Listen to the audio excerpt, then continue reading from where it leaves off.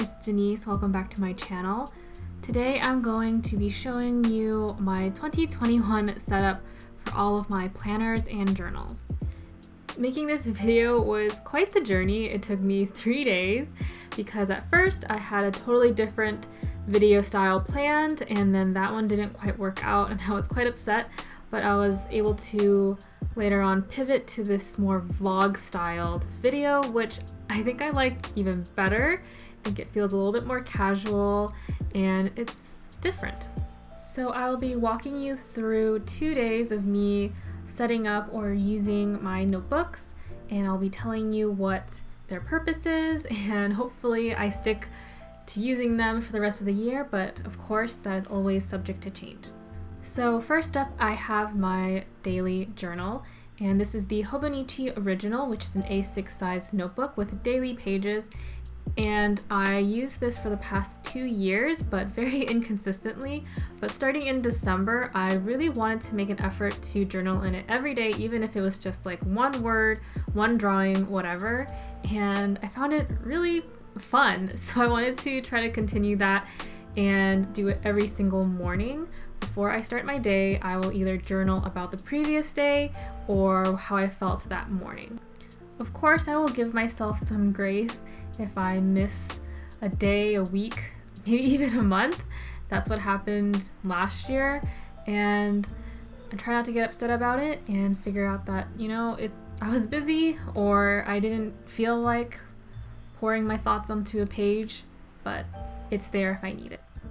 So very minor setup required for the notebook. I just used the card slots in the notebook cover as decoration. So I took some decal stickers that are from Paper Kumiko, and then I also found some old Polaroids of me with friends, and I decided to put that in as well.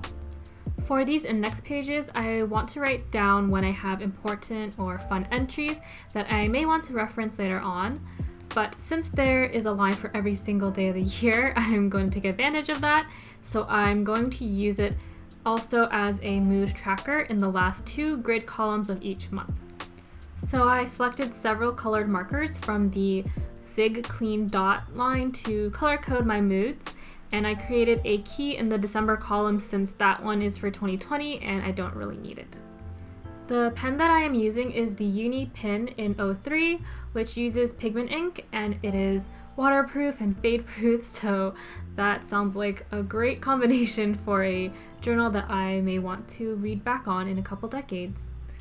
Okay, and I know that my camera angles in this video are all over the place. I didn't really know where to put it, but like I said in the beginning, casual style. I will narrate what I'm writing, and hopefully it doesn't bug you, and hopefully I can improve over time. But anyways, the key that I wrote, I have a color for happiness, sadness, anxiousness, and I ruined the pattern, and the last one is stressed/angry.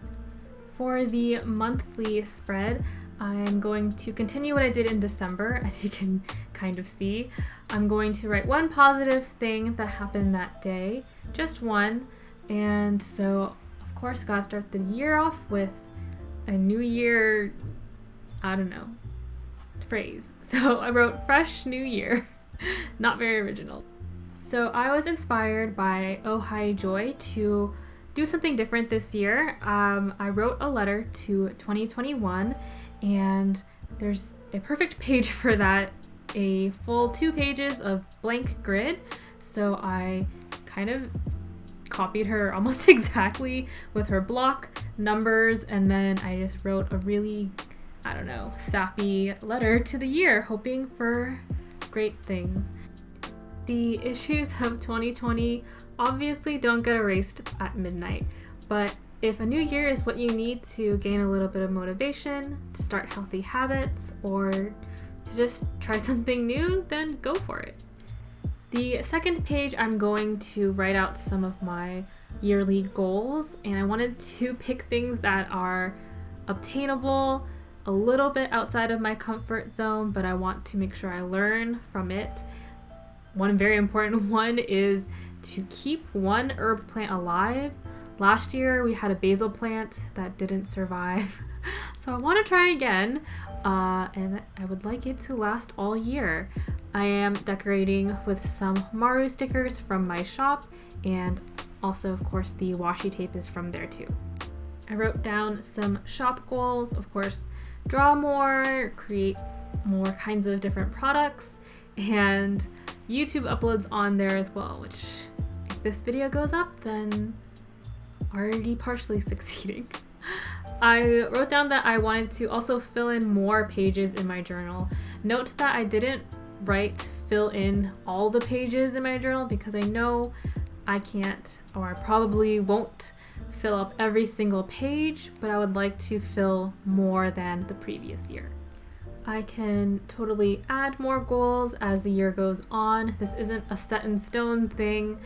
I think it's unreasonable to expect someone to choose their goals for the entire year within like the first week of January or something. A lot of the times ideas just pop in my head randomly in the middle of the night or something.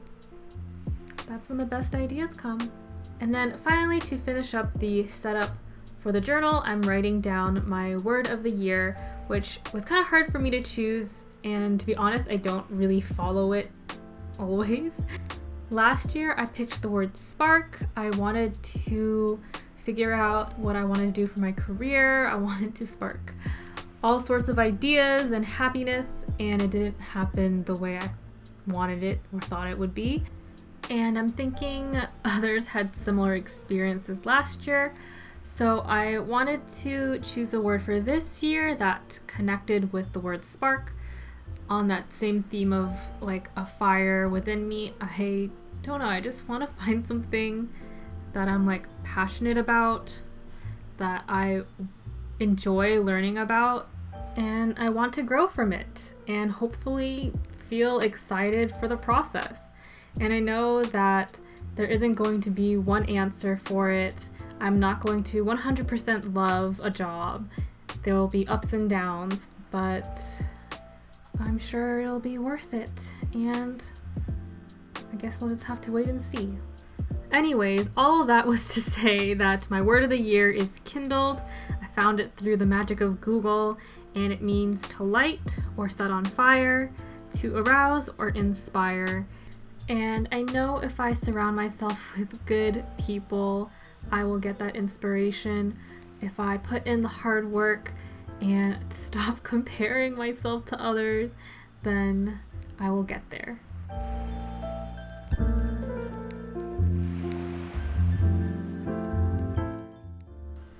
Another day, another morning journal session. So, like I mentioned earlier, I am doing my mood tracking. Yay, 2 happy yellow dots. I move on to the monthly section to write my highlight of the day, and if there's extra space, I will try to squeeze in some small decorative stickers. And for my journaling, I really like my Sticky Club subscription. So it is a monthly subscription, and there are 3 types of sticker packs that you can choose from. There's a cute pack, pop pack, and I think the last one's like vintage or retro themed. And it just depends on which matches your aesthetic. I chose cute because that kind of illustration is more my style, and I love using it in my journaling because I don't have time to draw every single day, so adding in these already drawn cute stickers makes it quick and helps set the mood for that entry.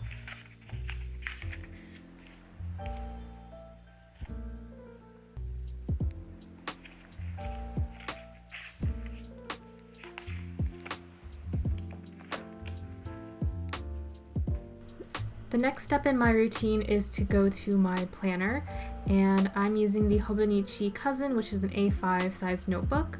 And the setup for it is kind of similar to the A6 original, and the card slots, I just use it to decorate it and make it look cute, filling it with my favorite Polaroid pictures, a San Francisco Starbucks gift card, Rilakkuma, one of my favorite characters, a business card from one of my favorite cafes, these really cute Boba Buddies decal sticker from Paper Kumiko. Look how sparkly it is. And then I have this affirmation card that I got from my previous job, and on the back it has a really nice reminder to myself, which is to never compare my journey to someone else's. I have a really cute dumpling and munchkin stack from Once More With Love and Wonton in a Million, and that paper and milk portrait was done by Moomy Stickers a while back, and it's one of my favorite art pieces. So the cousin comes with a yearly overview, and that would also be really good for mood tracking or tracking like your period, or if you have to take certain medications at a certain time frame. I think it'd be good for that. But right now I don't have a purpose for it. Maybe that'll change along the way.